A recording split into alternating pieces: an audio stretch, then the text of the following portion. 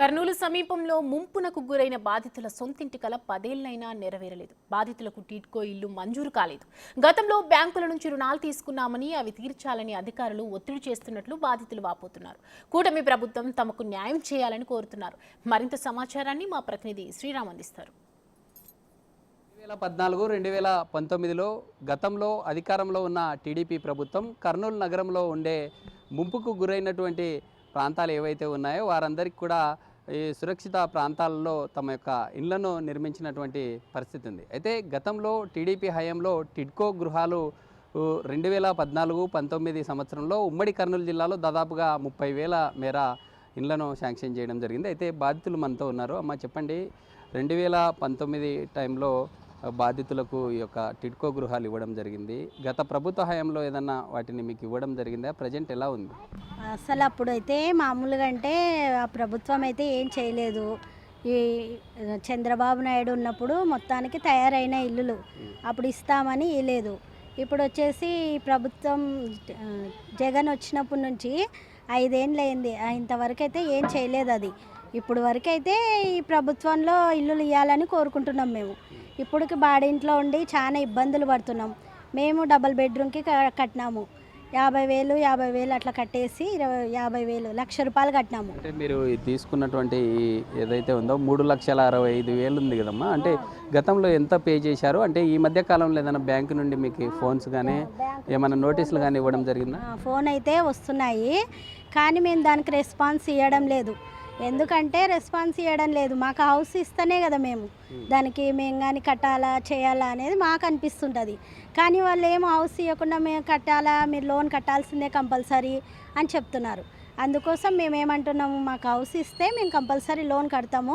ఇప్పటికైతే 25 ఆ ప్రభుత్వం ఉన్నప్పుడు 1,00,000 రూపాయలు అట్లా 50,000 ఒకసారి కట్టేసినాం.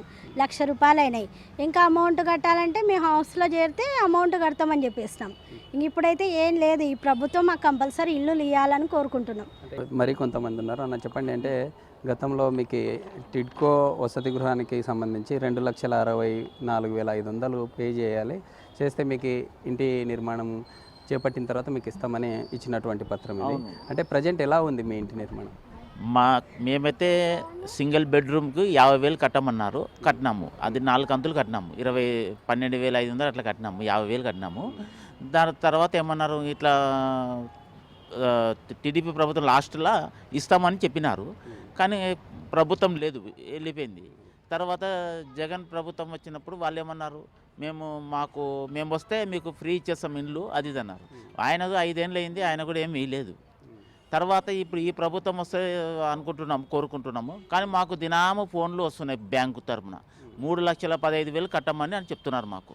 మేము యాంటీ చేసి కట్టాలి, మేము ఇంట్లో కూడా లేము. ఇక్కడ బాడీలు కట్టుకోవాలన్నా అక్కడ కట్టాలంటే మా వల్ల కాదు. మళ్ళీ ఇవన్నీ చెప్పలే కూడా మాకు ఒక 50,000 కడితే మీకు ఇండ్లు ఇస్తామని చెప్పినారు, అంతేగాని ఇవన్నీ 3,15,000 అట్లా కట్టమని ఆ పొద్దు ఏం చెప్పలేదు. తర్వాత చెప్పినారు ఇవన్నీ, అంతవరకే. ఈ మధ్య బ్యాంక్ నుంచి ఏదైనా రోజు వస్తున్నాయి మాకు ఫోన్లు, ఈరోజు లేనే లేదు, రోజు వస్తున్నాయి. మేము చెప్తూనే ఉన్నాం, అయినా వినకున్నారు వాళ్ళు. మెసేజ్లు పంపిస్తున్నారు, రాత్రిపూట 2 గంటలకు పంపిస్తారు, 1 గంటకు పంపిస్తారు. మరి కాలంలో ఫోన్ రావడం కానీ లేదా ఏదైనా నోటీసులు ఏమన్నా వచ్చాయి? నోటీసులు మాత్రం లేదు, కానీ రోజు ఫోన్లు వస్తున్నాయి. ఫోన్లు మాత్రం కంపల్సరీ వస్తున్నాయి. మేము ఇంకా అసలు ఎత్తకున్నాం. ఏమంటున్నారు, ఎంత పే చేయాలంటున్నారు? నెలకు వచ్చేసి 3,215 రూపాయలు కట్టమంటున్నారు వాళ్ళు. మాకు ఇల్లే రాలేదు, మేము ఎట్లా కట్టాలా?